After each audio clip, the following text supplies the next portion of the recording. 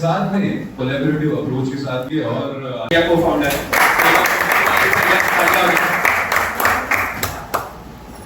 तो अब मैं थोड़ा कुमकुम को भी बुलाना चाहूंगा।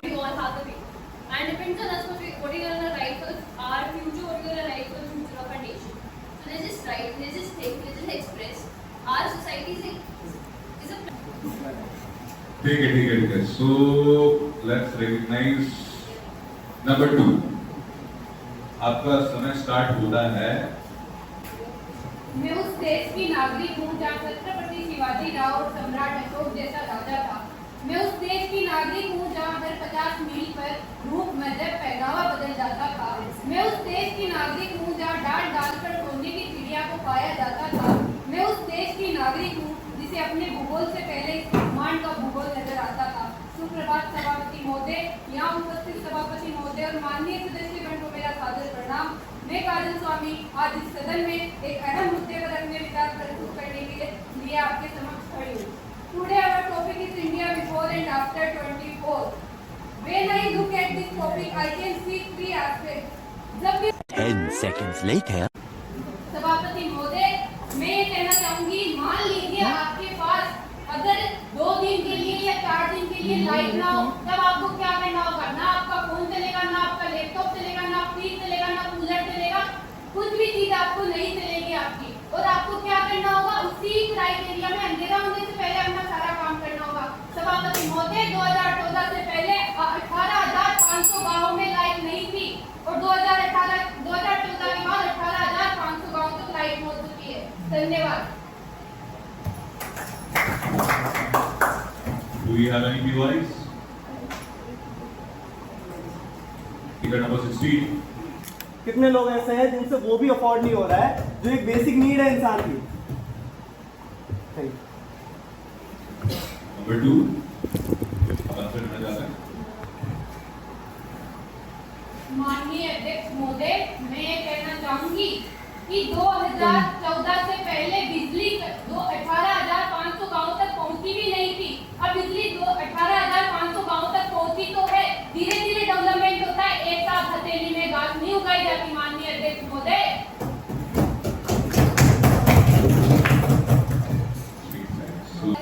की बात ना, तो मैं इन्हीं का फॉलो अप देती हूँ कि 46% घरों में एलपीजी गई है। ठीक है, एलपीजी गई है, लेकिन सिलेंडर इतने महंगे कि लोग सिलेंडर खरीद के खाना ही नहीं बना पा रहे। तो आप डेवलपमेंट किस बात का कर रहे हो? सिर्फ ना बैनर्स बनाने से और पोस्टर्स लगाने से डेवलपमेंट नहीं होता। आपकी सरकार को ये बात समझनी पड़ेगी। आपकी क्या मतलब, आप जिस सरकार को सपोर्ट करते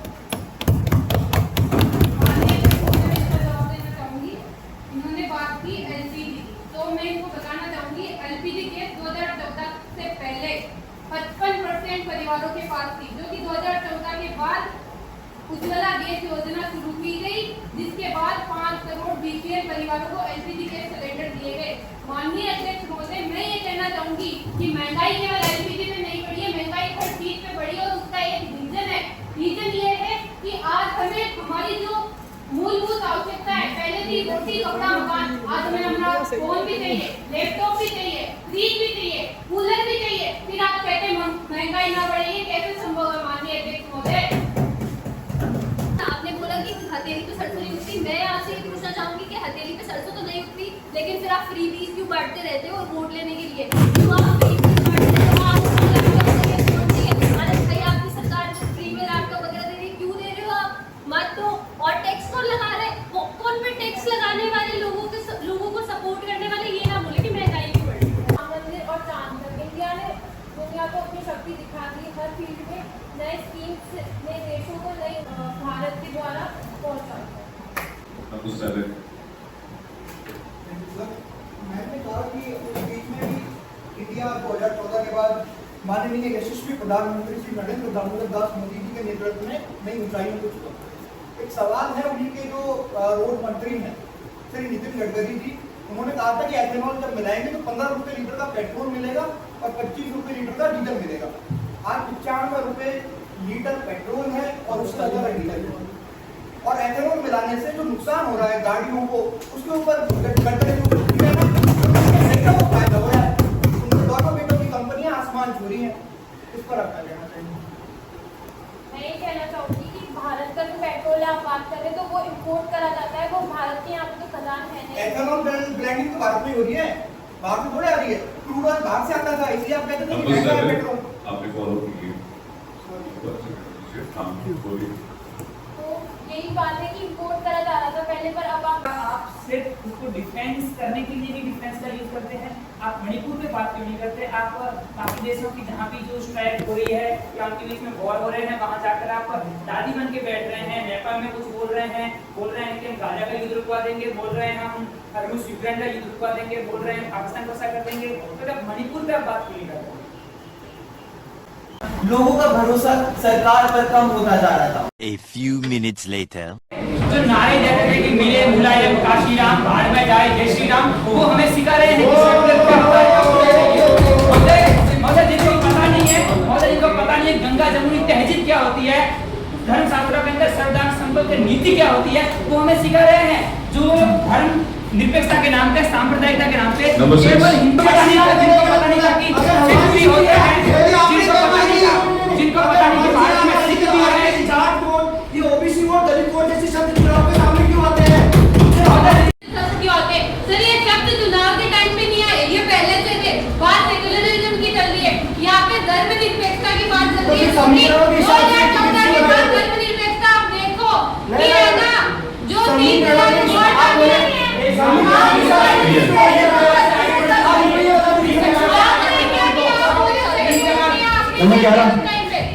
आपने कहा था कि बौद्ध धर्म, जैन धर्म, बहुत सारे धर्म है। मैं पूछता हूँ सबसे बड़ा बौद्ध धर्म का देश कौन सा था 47 में? चाइना। उसको किसने हटाया? वहां से बौद्ध धर्म किसने नष्ट करने की कोशिश की? कम्युनिस्टों ने कि हिंदुओं ने? वहां क्या करा सेकुलरिज्म ने? अब बात करते हैं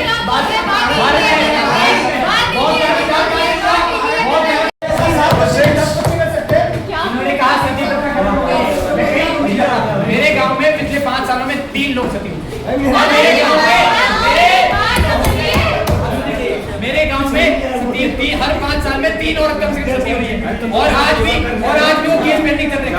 अब मेरी बात सुनिए, आपके गांव में हुई, अब सरकार हर जगह बोलती है। आप जैसे युवा जो सतर्क नहीं है उस चीज के लिए आप क्या करेंगे? उसका मुद्दा आगे के बाद क्यों करेंगे? आप मुद्दा आगे देने के बाद तो फिर आप किस बात से सेक्रेटरी पे गवाह बने?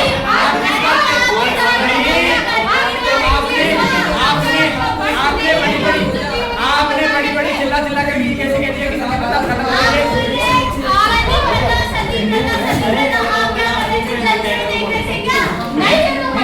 कोई और अकेले पे बात करने के लिए इबादत नहीं करेंगे। मेरी बात सुनिए, चुनाव के अंदर शब्द यूज किए उठाए जाते हैं।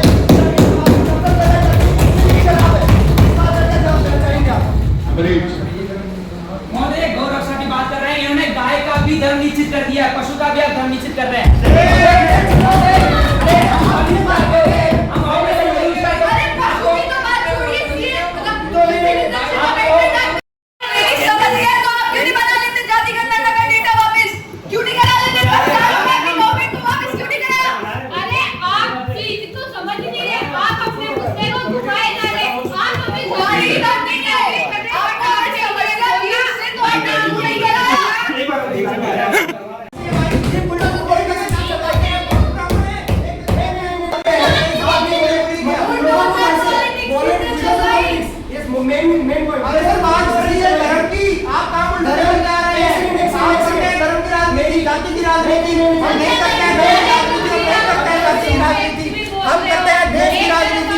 हम करते हैं विकास की राजनीति। अच्छा, आप विकास की राजनीति जनता पार्टी की जो भी कुमार की होती है, तो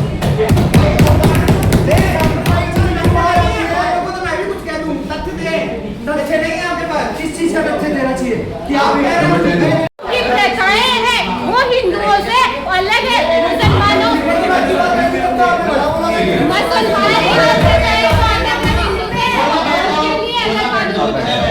जब लॉ निकालने वाली बीजेपी एक सेकंड आपने यूसीसी इम्प्लीमेंट किया है। जब आपने सारी पार्टी है, उन्होंने क्यों नहीं लगा पाया यूसीसी? हमने लगाया था आर्टिकल। अगर वो राष्ट्रपति डॉक्टर राजेंद्र प्रसाद सारनाथ के सिमरिया को जाना चाहते थे, जवाहरलाल नेहरू ने क्यों उन्हें मना किया?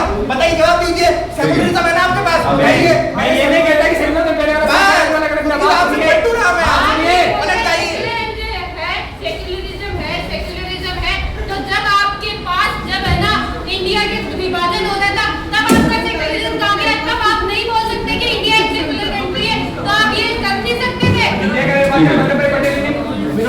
करना पड़ेगा। और वो युवाओं के लिए प्रेरणा भी है। जैसलमेर की विधानसभा के सर मैं जाके आऊँ वहाँ पर प्रचार के अंदर, मैं गया हूँ प्रवास के अंदर, शिव विधानसभा गांव के जिधर घुस गया ना, जूते मार के भागेंगे रविंद्र सिंह भाटी की स्थिति वहाँ पर। साहब एक पानी का एक बिजली का खंभा तो नहीं लगा बाबा रविंद्र सिंह भाटी। और क्या और सुनो, रविंद्र सिंह भाटी को कौन सुनना सरकार में वर्तमान में, होगा बहुत अच्छा नेता, होगा बहुत बड़ा विधायक, होगा बहुत अच्छा बोलने वाला, लेकिन मैं मानता हूँ यदि उस विधायक की सरकार नहीं सुनती है, यदि उस विधायक की जनता नहीं सुनती है, तो उस विधायक का विधायक रहने का कोई अर्थ नहीं है। तो आप सुनो, और मैं आखिर में कहके जा रहा हूँ आपको मित्र इंद्रजीत, आपको मैं ये कहके जाने जा रहा हूँ, आपके साले मोहम्मद मेरा नहीं है, न मेरा रिश्ते, आपने कहा तू तेरा, न मेरा है, न मेरे पिताजी का संबंध है, न मेरी पार्टी का है, न मेरी विचारधारा का है। साले मोहम्मद सुनो, साले लोग रविंद्र सिंह भाटी की नहीं सुनते तो नेता नहीं बनता। अगर सारे लोग रविंद्र सिंह भाटी की नहीं सुनते तो इतने सालों के बाद एक निर्दलीय बात नहीं जीतता। अगर लोग, मैं इस विषय में जाना नहीं चाहता था, लेकिन मैं आपको बता देता हूँ रविंद्र सिंह भाटी विधायक कैसे बना है। रविंद्र सिंह भाटी विधायक ऐसे बना है क्योंकि वहां पर दो मुसलमान प्रतिनिधि खड़े हो गए थे, मुसलमान के जो वोट थे वो बढ़ गए थे, इसी कारण रविंद्र सिंह भाटी वहां का विधायक बना। ये वहां की वास्तविकता है, ये वहां की बात।1 hour later. प्रोसेशन हो रहा था हिंदू का, तो मतलब हाँ हिंदू रिलीजियस प्रोसेशन हो रहा था, तो उसमें बीजेपी लीडर ने मुस्लिम के खिलाफ स्पीचेस दी थी जो टारगेटिंग थी। तो उसमें आप लोग कैसे सेक्युलर हो सकते हैं जब आप एक पर्टिकुलर जाति को टारगेट करके उसके बारे में स्पीचेस दे रहे हैं?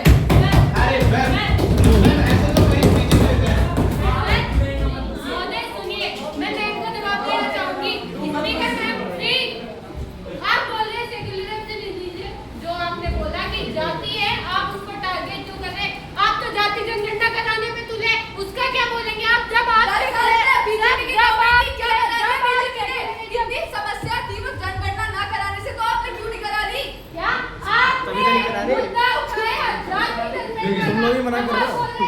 जाति जनगणना का मुद्दा उठाया, तो आपको इतनी समस्या है, तो आप क्यों नहीं बना लेते जाति जनगणना का डेटा वापस? क्यों नहीं करा लेते? बना रहे हैं ना, गवर्नमेंट को वापस क्यों नहीं कराया? अरे आप चीज को समझ नहीं रहे, आप अपने मुद्दे को घुमाए जा रहे, आप अपने जाति पे टारगेट कर रहे हैं, बट आपने ये बोला, बट आपने ये ठीक है, and last and the least, not the least, another founder of Unfiltered, you are. Good for Tum Tum guys.